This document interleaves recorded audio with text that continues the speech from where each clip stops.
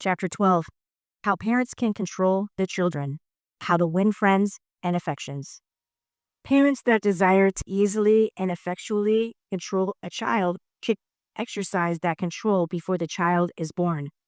If they will decide upon the kind of nature, character, and disposition they desire the child to possess, and then proceed to mentally construct the child upon those plans, they will have little or no trouble in controlling it afterwards.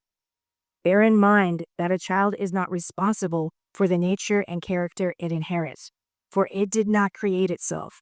If the child has a disagreeable temper or bad habits, the blame belongs to the parent.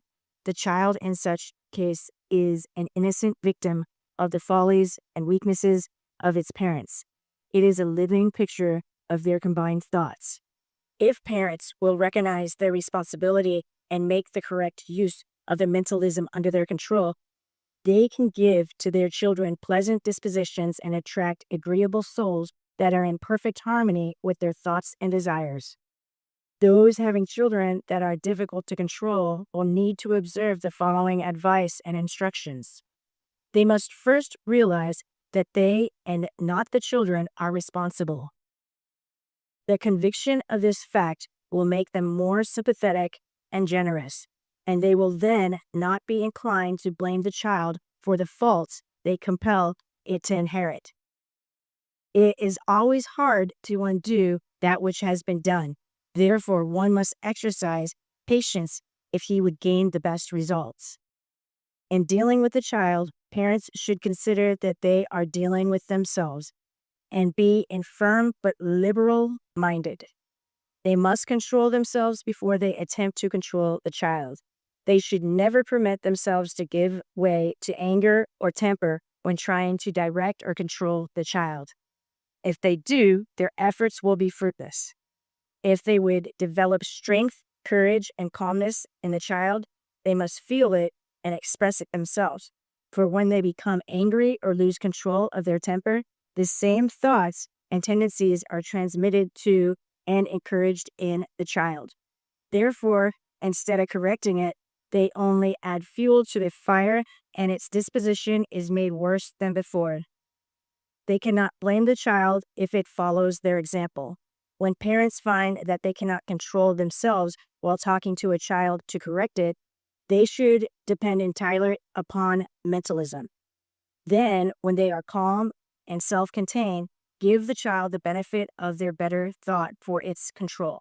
They will gain the most perfect control if they go to its bedside after it has retired for the night and caresses and love it and talk to it of beautiful things, and by this means get into perfect harmony with the better part of its nature. When this has been accomplished, they may then give it the mental thoughts that it will desire to be a better child, that it will dislike to display its temper, etc. While talking to it, they should not refer to the things it did contrary to their wishes, but they will call back those contrary thoughts and antagonize it, and then they cannot get into harmony with it. Unless they are in harmony with the child, their thoughts will not reach it, and consequently, the time and effort will be wasted. If the life of the child is filled with good, true, noble thoughts, there will be left no room for the evil. The character displayed by the child is due to hereditary traits, and unless they are curbed and controlled, there is no telling to what extent they may cause others yet unborn to suffer. One evil life impregnates future generations as yeast impregnates batter. Some remarkable statistics have been collected upon the effect of hereditary traits. I will quote a case that has assumed national importance. A woman of a criminal tendency who died in 1827 had given birth to several children, all of whom inherited her criminal traits. By following the records of the offspring from generation to generation, it has been found that up to May 1902, no less than 700 of them had been convicted of criminal offenses at least once, and that 37 had been executed for committing murder. The offspring of this one woman had up to that date cost the nation about $3 million for trials and executions. All this crime resulted from one woman's thoughts. Her thoughts being evil, she attracted to the bodies of her children's souls that were in harmony with her thoughts. Thus, they were born with evil traits.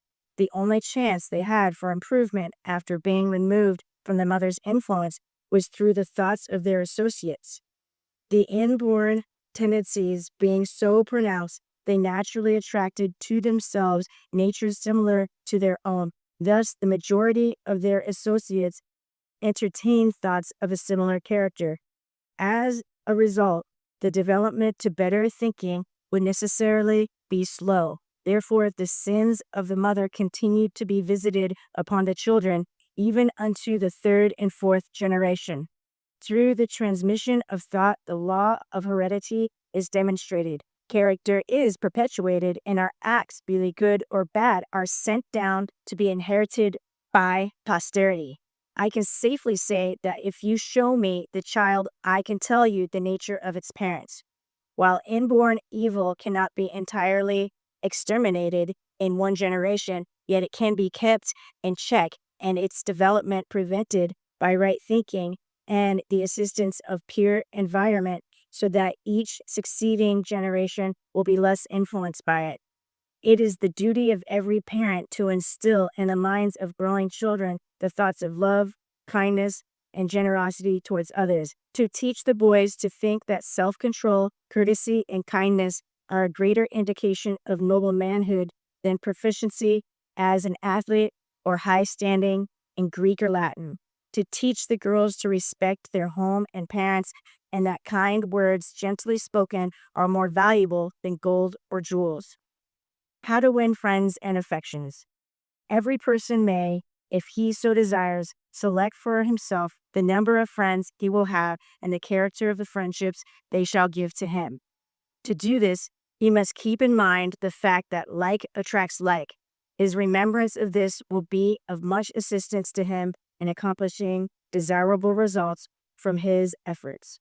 The law of mentalism proves that if he thinks unjust thoughts of others, these thoughts will affect those people, and their estimations of him will unconsciously be lowered. In this way, the evil thinker injures himself and loses friends. If, however, he thinks kind and generous thoughts of others, they will be influenced by those thoughts, and while unaware of the cause, will give in return their approval and assistance. If one would gain the friendship or affection of another, he must be willing to make an effort. That which is not worth working for is not worth having. There is much good and some bad in every person, and they show to us that part of their nature which we draw out and uncover. If we place a man on his honor, we will be true to it. If we give him the thought that we believe him bad, he will, as a rule, not disappoint us. How can we expect him to live above the standard we have set for him by the thoughts we implanted in his brain? It remains with us to encourage the good in others and thus help ourselves, or to excite the bad in them and have it react upon us to our own injury and possible destruction. We make men and women purer and nobler by appealing to divine spark of truth within their souls. No one is ever made good through fear of punishment or from being constantly told how bad he is, nor by forcing of any kind. We can influence and encourage people to think as we wish them to, but we can accomplish nothing by dictation or coercion. Those who would win friends must send out thoughts of good fellowship and extend to these people honest generosity and kindness. One must sincerely think and feel these sentiments, or he will fail in his purpose. To use this method for purely personal gain would be a selfish act, and back of it must exist a selfish thought. This thought would also travel with the others and contradict their effect. And even should the desired friendship be won at the time, it would not be permanent, for the person would soon feel the force of the selfish thoughts. We all know how quickly we can detect the insincere thoughts which underlie words of flattery given by people to influence us for the purpose of gaining their own ends. It is always more pleasant to give than receive. He who will give out the truest affection of which he is capable, will in return be rewarded by the gift of an affection equally as strong. For love brings love as hate brings hate.